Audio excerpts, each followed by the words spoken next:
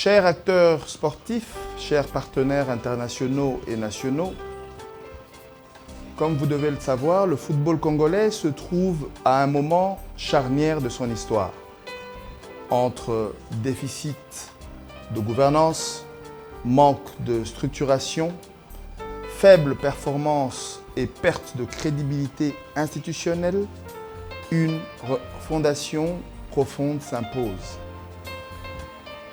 Et notre candidature s'inscrit dans une démarche de transformation systémique fondée sur 3 principes directeurs. 1. L'intégrité. 2. La performance. 3. L'innovation. Cette vision est portée par une équipe pluridisciplinaire issue du terrain, combinant expertise technique, gouvernance, digitalisation, j'insiste là-dessus, droit, finance et développement sportif. Notre ambition est très claire, bâtir une FECOFA moderne, structurée, crédible et surtout compétitive. Elle doit être alignée aux standards FIFA et de la CAF bien sûr, tout en étant adaptée aux réalités de la RDC. Nous avons comme premier axe central une gouvernance réinventée. C'est vrai qu'on ne réinvente pas la roue, mais le premier pilier consiste à la fondation de toute la réforme. Dans les 30 premiers jours, un audit institutionnel complet sera lancé. Il devra couvrir cette gouvernance administrative, d'en parler, une gestion financière nouvelle, bouger l'arbitrage, essayer de doter la direction technique nationale d'une plateforme qui pourra aider à la détection et à tout ce qui permettrait à ce que l'équipe nationale soit compétitive. Et puis, cet axe va nous permettre de pouvoir renforcer les compétitions. Je reviens sur l'audit qui est confié à une équipe indépendante de consultants recrutés par appel d'offres. Ça, c'est en dehors de notre liste des 15 membres. Et cet audit va inclure des experts en gouvernance sportive, des auditeurs financiers, des spécialistes FIFA, CAF, des experts en digitalisation, dont je suis moi-même, et surtout un anthropologue spécialisé dans l'étude du milieu sportif congolais. L'intégration de l'approche anthropologique permettra d'adapter les standards internationaux aux réalités locales. Cela va garantir ainsi des réformes applicables, efficaces et durables. Je reviens sur les 6 piliers structurants de la transformation. 1. La gouvernance, parce que c'est vraiment le centre de tout. Cette gouvernance doit être transparente. J'ai parlé de l'audit global de la FECOFA.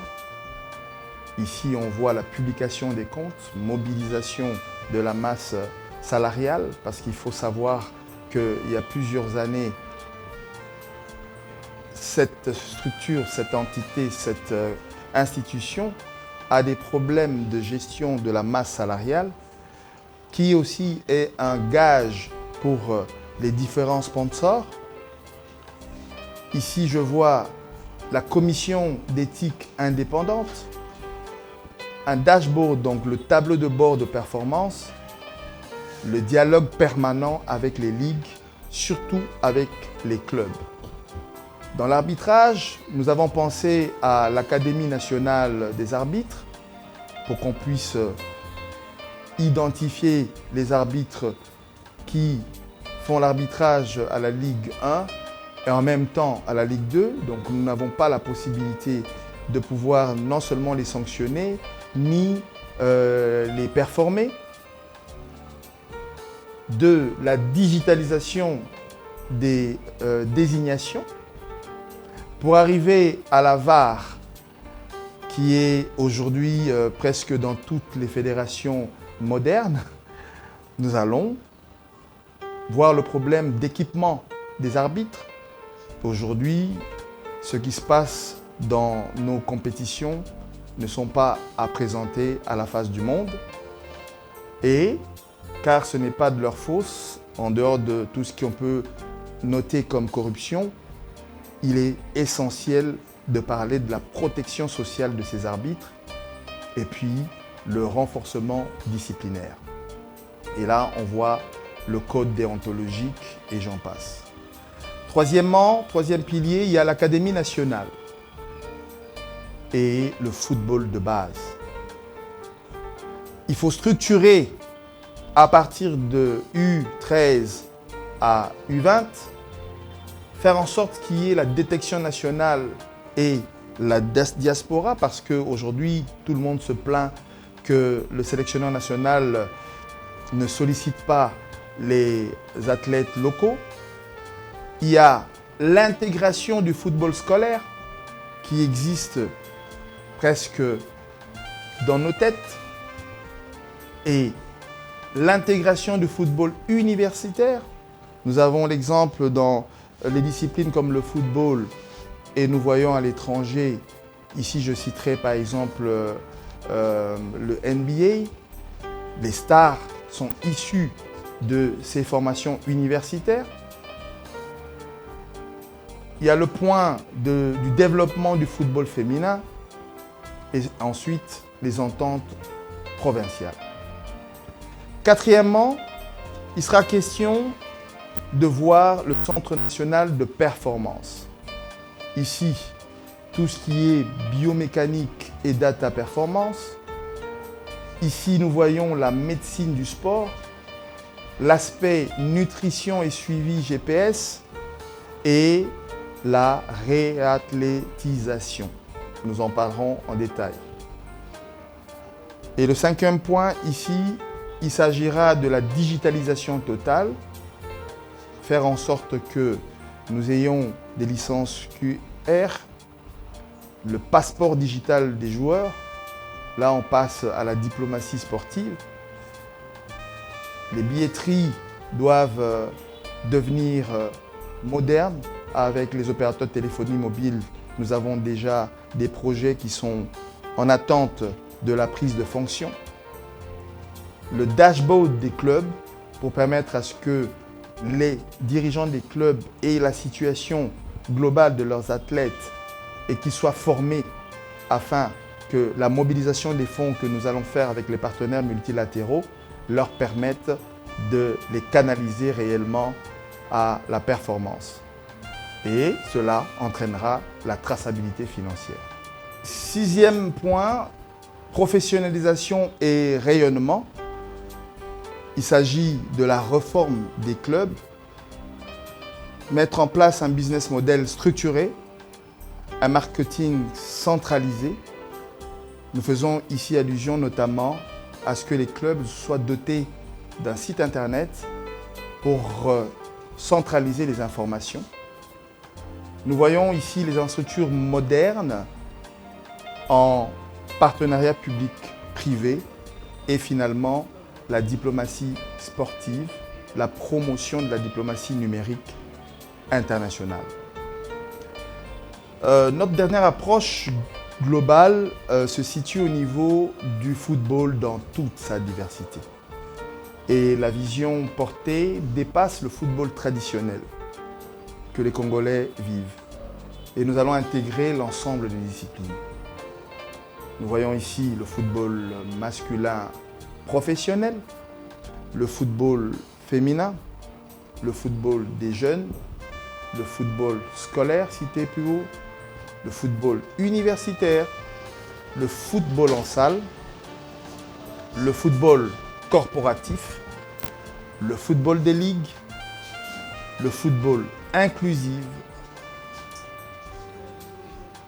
celle des personnes vivant avec handicap. Chaque segment sera structuré comme un angle ou levier stratégique de développement et d'inclusion, surtout de performance. Parlons maintenant un tout petit peu de notre équipe, qui est une équipe structurée par domaine d'excellence. Le projet repose sur une répartition claire des responsabilités. Comme vous l'avez vu, la complexité des angles à mettre en œuvre ne pourra pas permettre à ce que seuls nous puissions le réussir. Pour ce faire, en ce qui concerne la gouvernance, nous avons un expert en la matière, M. Oscar Moudilo Mwamba. Pour ce qui est du développement technique, je peux citer ici M. David Mavuma Ndona. Pour le football féminin, le leadership est dédié à Madame Ciara, que vous découvrirez. Au niveau juridique, il y a une mission de conformité FIFA-CAF, une personnalité d'envergure que je ne citerai pas ici pour l'instant.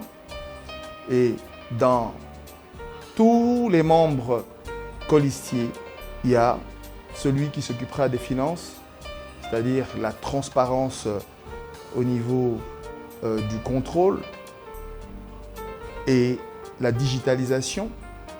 C'est pour la transformation technologique avec les nouvelles technologies mises à notre disposition, pour surtout la direction technique nationale à travers la plateforme de digitalisation pour le centre de performance national.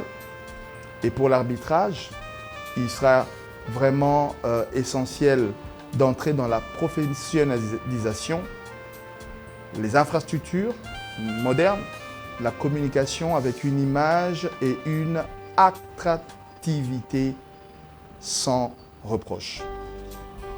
Chaque pôle est piloté par un expert, comme je le disais, un expert métier garantissant l'exécution effective des réformes. Parlons maintenant des 100 premiers jours. Les actions prioritaires. J+30, audit complet FECOFA. Diagnostic, arbitrage et DTN. J+60, lancement licence digitale QR. Mise en place des académies, entre autres l'Académie des arbitres. J+100, lancement des ligues nationales U17. Organisation du Forum national des clubs et des ligues. Déploiement des premières réformes structurelles. En ce qui concerne les partenariats et ouvertures internationales, la stratégie inclut le jumelage avec les fédérations performantes, je l'ai dit, avec le Maroc et le Sénégal en priorité, les partenariats avec les académies internationales, la coopération technique CAF-FIFA, le développement du scouting international, la diplomatie sportive proactive. L'objectif, c'est de repositionner la RDC dans l'écosystème mondial du football professionnel. Et enfin, nous allons chuter avec la transformation structurée. FECOFA 2030 repose sur 4 priorités. Structurer, digitaliser, performer et gagner. Cette feuille de route n'est pas une promesse, mais un plan d'action pour accompagner, entre autres, l'équipe nationale après 52 ans de non-participation à la plus haute et prestigieuse compétition mondiale, mais avec, je répète, un plan d'action réaliste, progressif et mesurable. Le projet porté par nous propose une refondation complète du football congolais, bien sûr, qui est fondée sur une gouvernance crédible, une organisation moderne, une base solide de formation, une performance durable, une ouverture internationale. Voilà le moment venu de transformer la FECOFA en une institution forte respectée et performante. Ensemble, bâtissons une fédération congolaise de football association moderne, intègre et gagnante. Je vous remercie.